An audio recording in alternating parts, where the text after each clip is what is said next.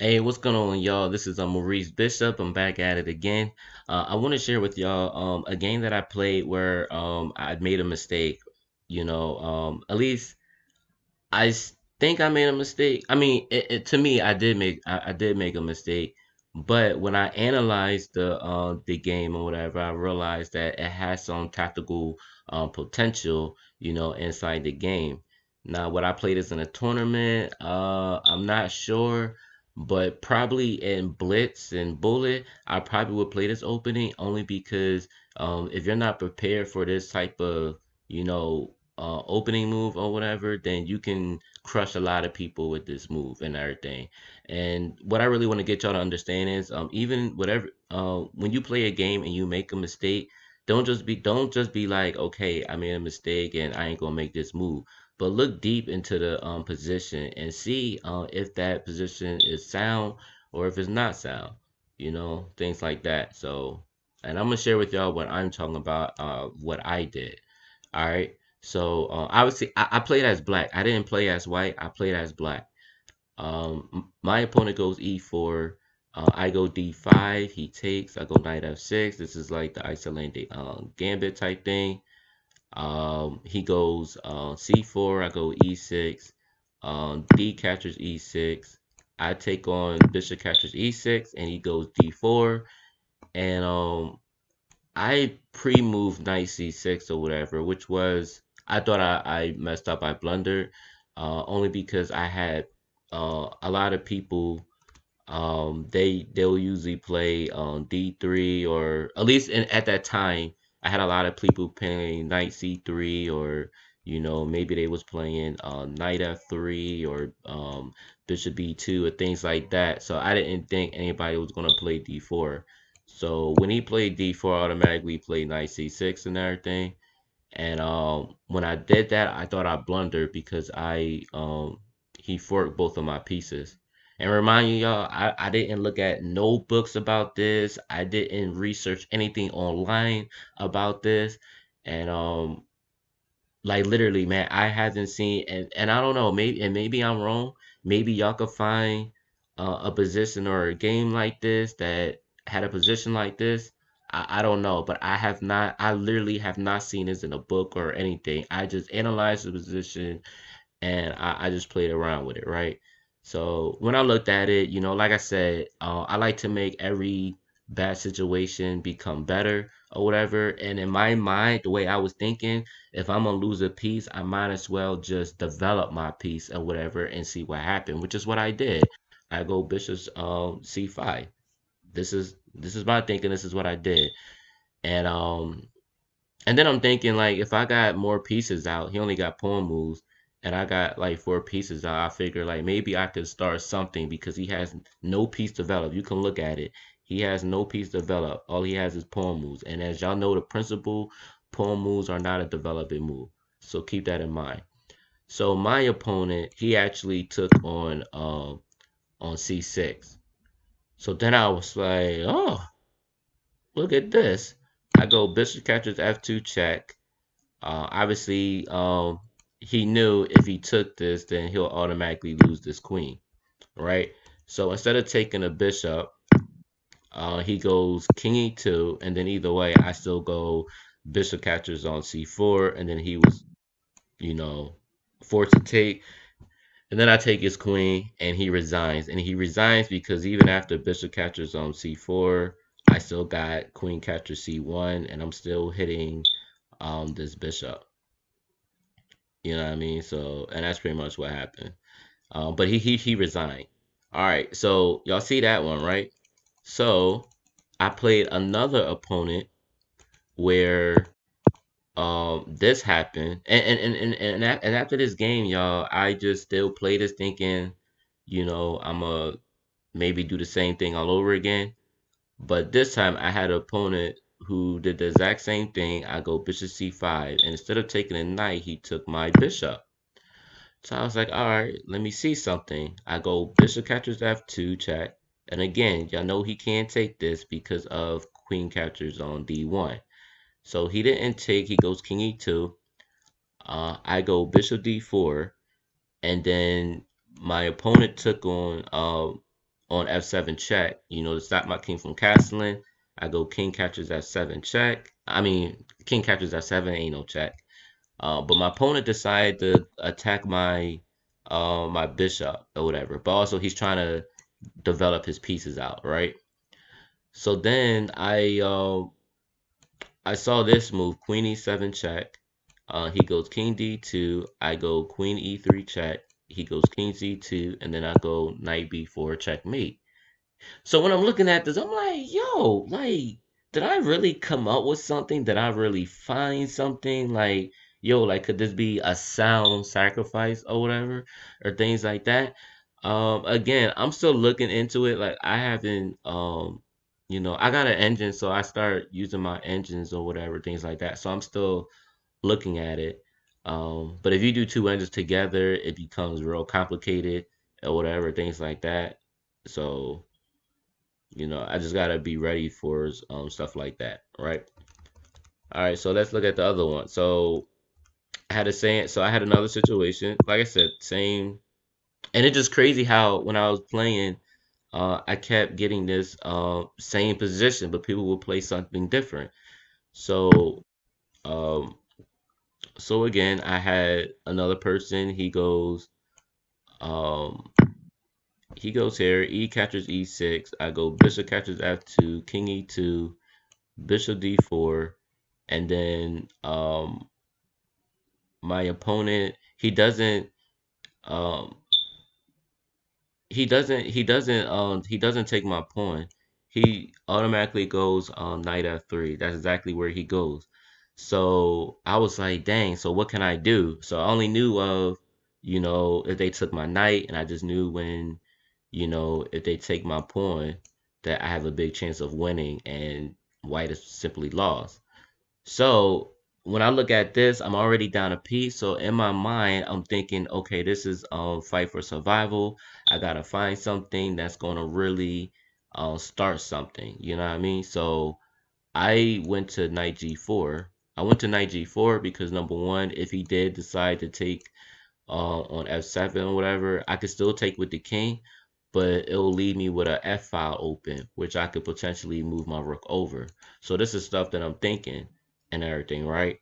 So what my opponent did, I guess he figured that this bishop is powerful and everything, so he decided to take and everything. So I was like, okay. So I go knight catches on d4 check. And then obviously my opponent can't go king d2 because of knight b3 check and everything. And obviously if he goes king c2, that would be even worse because knight catches a1 check. And then he's gonna lose his queen because he can't go nowhere on his file because the queen is there. So now he's forced to come here, and then I'll just win his queen. So I'm like, man. So knight catches. So obviously my opponent can't even take. So remind y'all, like none of this piece is developed. Just think about it. None of this piece is developed. I have two knights out. Obviously my queen is there, but I could potentially castle kingside, if I want to. But anyway, but this is what it's looking like, y'all. Literally, this is what it's looking like. So obviously, the only thing my opponent can go to, obviously, he can't go nowhere on these files. He can't go d3 and d2 because of knight b3 check. So what he did is he just go king e1 and everything. So I'm like, okay. So then I decide, what did I do actually? I believe I went queen f.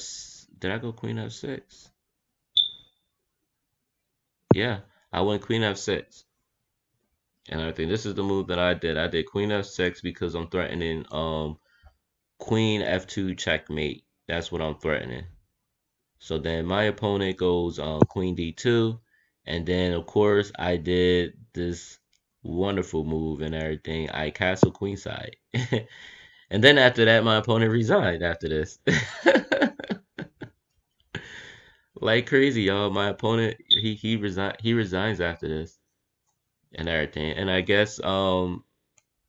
mean, I guess he felt like there's nothing that he could really do because even after bishop d3, I still have knight e5, because right now with knight e5, I'm threatening to take on knight captures d3. The king can't castle. He's already in the center of the board, so ain't nothing he could do. So for all y'all that don't know, so like if he goes knight c3, I could still go knight captures d3 check, and then if he take, I still got knight b3. So my rook is hitting this queen. I'm also hitting this rook right here. You know what I mean? And then I'm also threatening to take on queen captures e6 check, and then like I said, this king is just done for. And remind you, none of these pieces were developed. The pieces are now coming in the game, all because they're trying to play catch up or whatever, and that's the real reason what's going on. So yo, guys, but that's what I'm trying to tell y'all, man. If y'all look at this game, like if y'all make mistakes in the game, even though y'all blunder a piece, dig deep or whatever, because you might find something surprising or whatever that you may not find in a book and you may not find. And then you also gotta look at it like this, y'all. A lot of people write books or whatever because they analyze their position. Even if they make a mistake, they analyze the position, and then sure enough, they'll find that some mistakes that they thought was a mistake is a sound sacrifice. So this is how I came up with what I just saw when I analyzed my position. A lot of stuff just looked like a sound sacrifice, and it just really looks like it worked because I'm looking at how the principle of opening is you have to develop your pieces, get your pieces active. And if your king is still in the center of the board and then none of your pieces is developed, then obviously you can start an aggressive attack like you just seen, and it's just crazy, you know. So that's what I'm saying, guys. It just, like I said, just usually play games like this if knight f6, c4, e6, he takes d4, knight c6, d5, and bishop c5. It all starts with this, you know. So, so like I said, in tournaments I probably wouldn't and play it or whatever because it'll give people a lot of chance to think or whatever, things like that. But in Blitz or whatever, when you're playing in Blitz, literally like 90% of the time, people is going to either take the knight or, I think probably like maybe 60% of the people, if they're like, I mean, if they really low rate, like maybe 900, But then again, I had a 2000 actually took on this knight or whatever. A 2000 rated player took on this knight, and I got him. But like I said, if somebody don't really notice, like I said, you can call it an opening, but I mean it's an opening, but like I said, I haven't seen a book on this. I haven't seen a video on people sacrificing two pieces.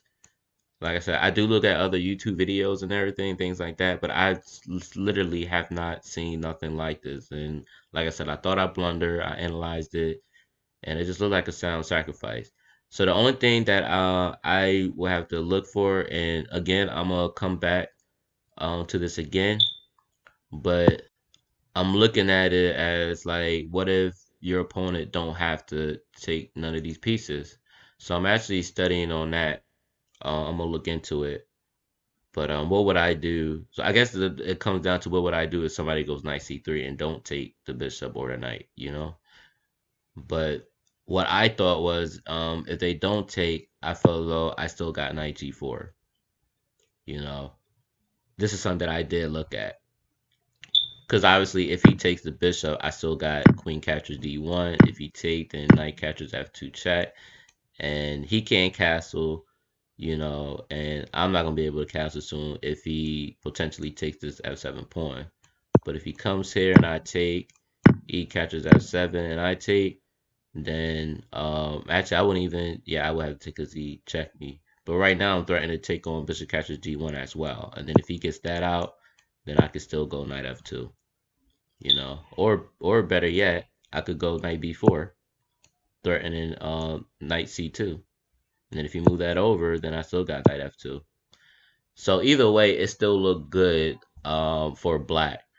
Even if he don't take. But like I said, it's not a, oh my bad, y'all. But like I said, it's not a bad move, you know. I'm still studying on it. But like I said, y'all be the judge, man. Y'all actually be the judge of this, right? So like I said, man, I hope y'all really enjoyed this video. I hope y'all learned a lot from it.